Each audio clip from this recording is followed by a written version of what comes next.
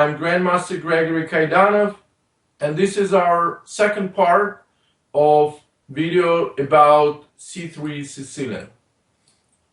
In the first part of this video, we covered knight f6 variation partially. Achille would like to show to you one more game which featured this move. The system I recommended against this was a very rare G3 system, but I thought it just will be easier system for you to master.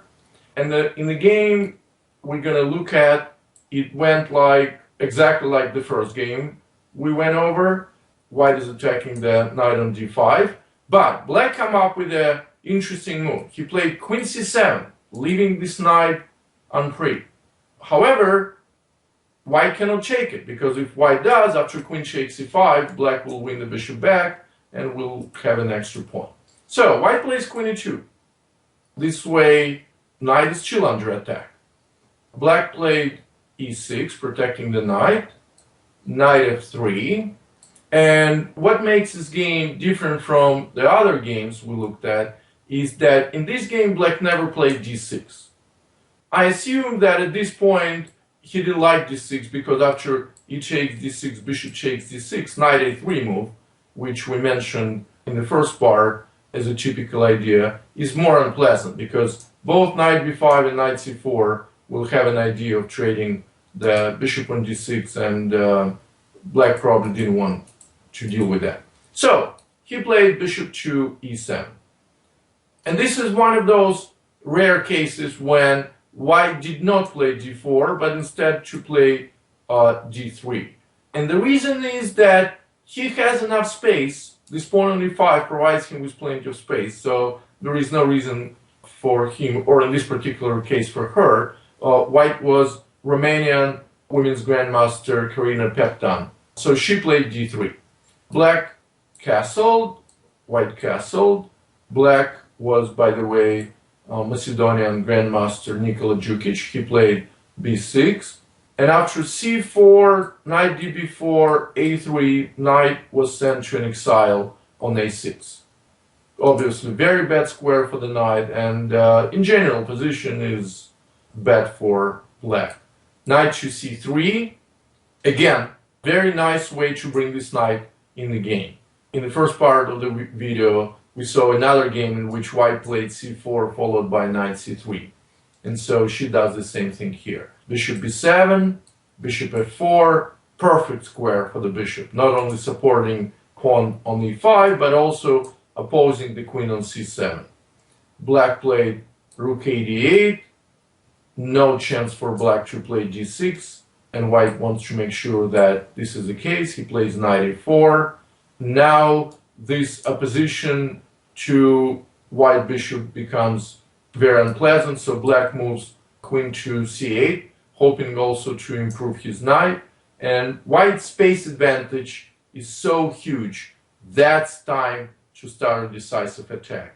Very often players are wondering, when do I start the attack? When do you call attack premature, and when it's time to start the attack? Just count the number of pieces around black king. How many pieces defend the king? Bishop? That's it. Maybe rook, but most likely not. And after white plays knight fg5, 1, 2, 3, 4 pieces are ready to jump. So that's when attack doomed to be successful.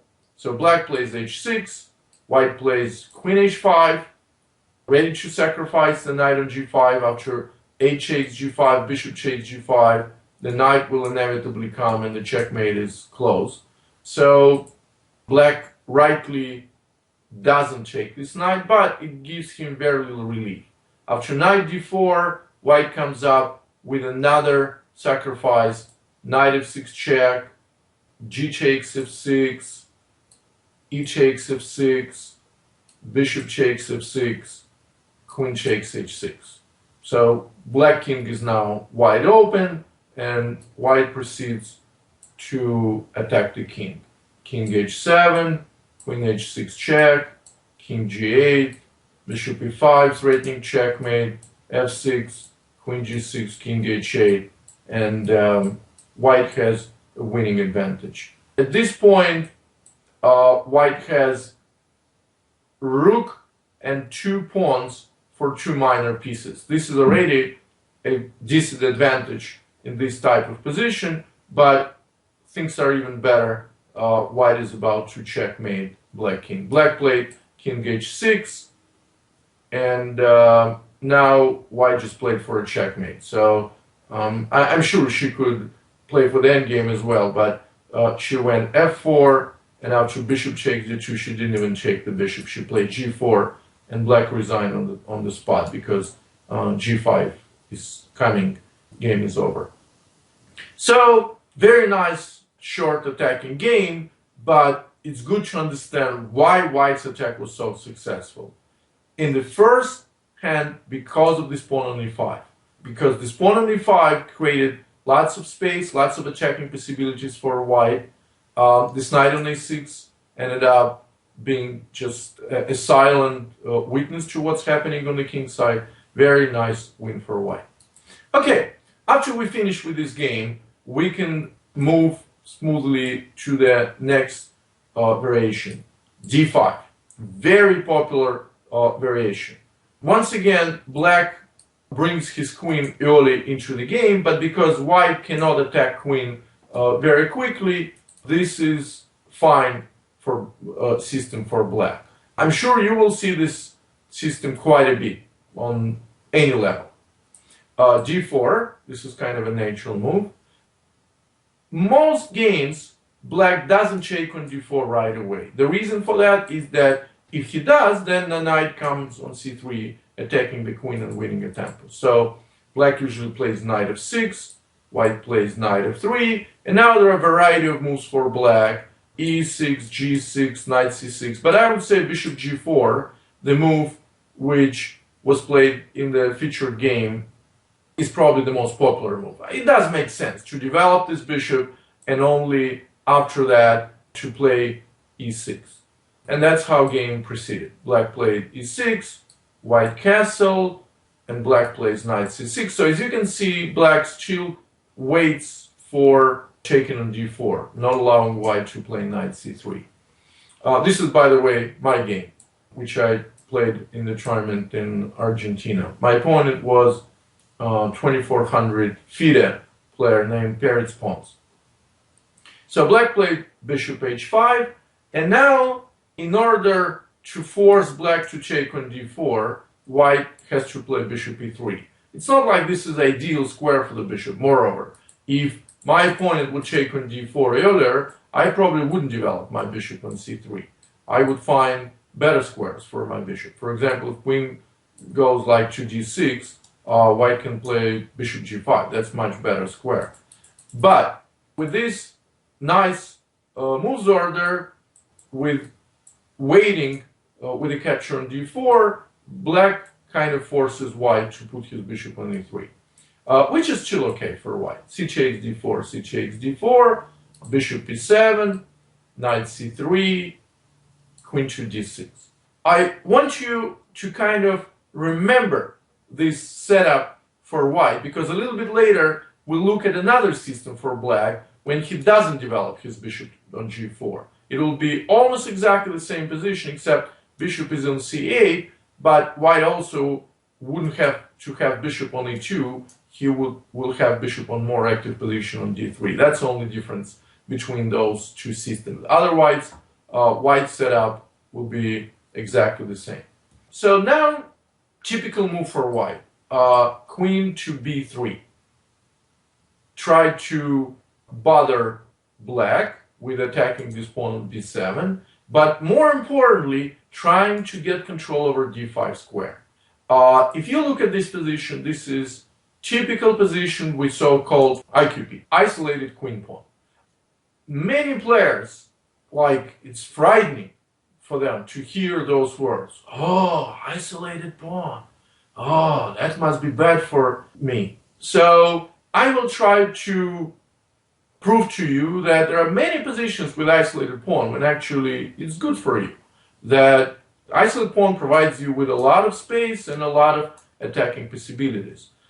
The square in front of the isolated pawn is important because if one of the sides, the side who plays against isolated pawn can control the square, in many situations he gets comfortable play.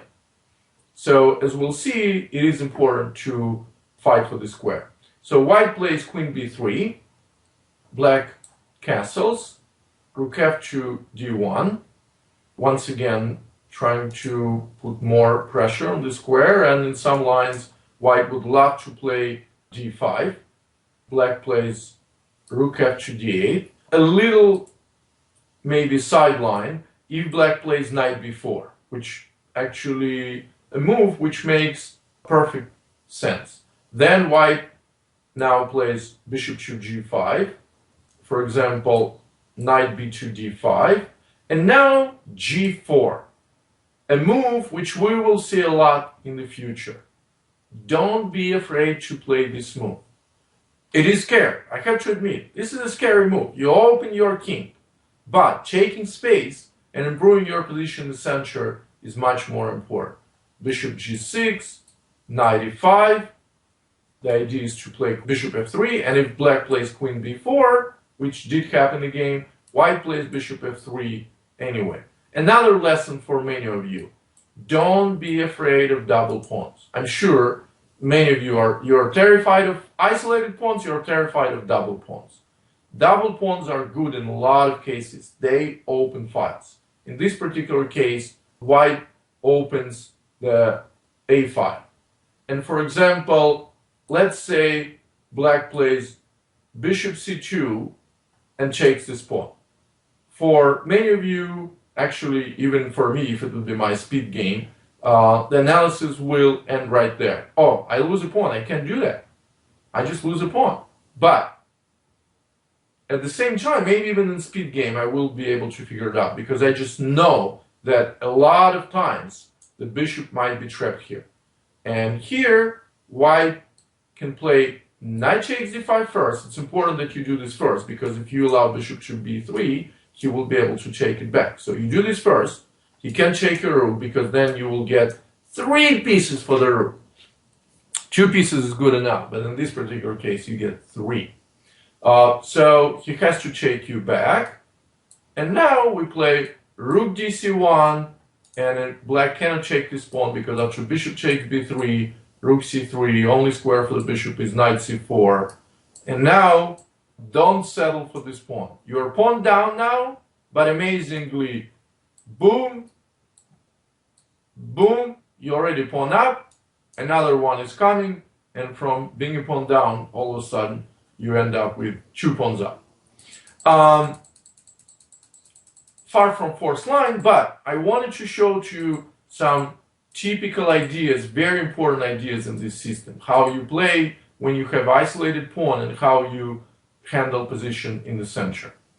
So my opponent played rook f d8. Now, since d5 square, by the way, if he would play queen b4 right away, I probably would play the same way, g4 and later d5.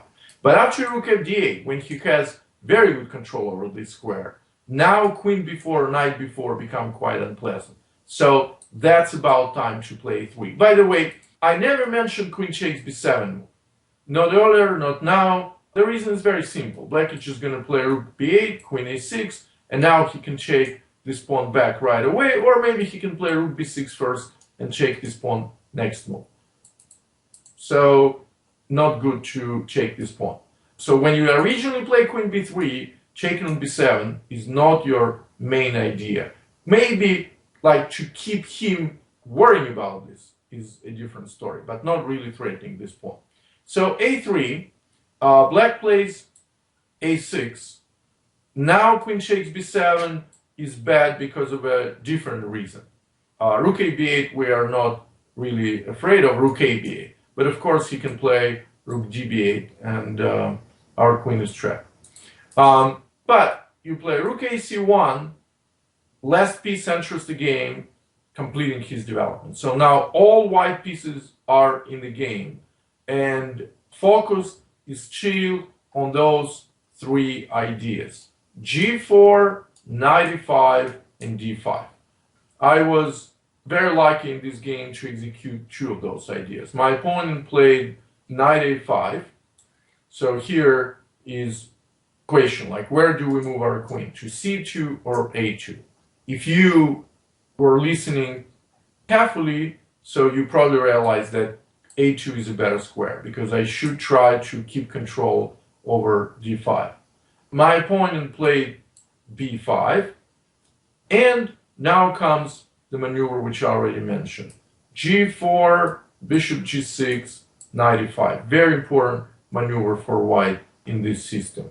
Black played rook a c8, kind of natural move, but after b4, he realized that he is already in trouble.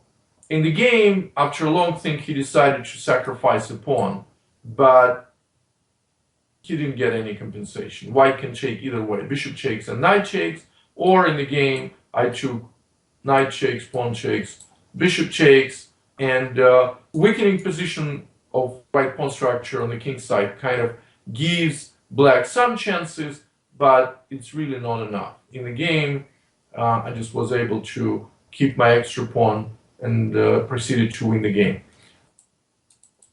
Another choice is to play knight to c6, but now I will be able to demonstrate the main idea of g4 and knight e5. White takes this knight. By the way, in this particular position, bishop f4 is also a good move, but I just wanted to show this because it's kind of typical how you handle this type of situation. Now white plays g5, black most likely response is knight d5, knight takes d5. Now black has a choice to take with a queen or with a pawn. Ideally, black would like to have peace on this square. So ideally, he would love to have position like this in general, so that white still has isolated pawn and he still has pressure on this pawn. However, in this particular case, it's just not good because white plays bishop f3, and after rook d6, bishop f4, black is in big trouble. He can't keep the knight on c6 protected. So black has to take with a pawn now after queen's trade, and now white can play bishop g4, very nice move. So you kind of feel this hole on g4, which was created by pushing pawn to g5. Black pretty much has to move the rook, and after something like rook c7, white comes with queen d2, and bishop f4 is threatening to trap the queen and to win the exchange. Like black can save the queen by moving either bishop away or rook away, clearing squares for the queen. But after bishop f4, the rook on c7 will be hanging anyway, and white will win material. So this game shows you how to handle the variation with bishop g4, with d5 followed by bishop g4.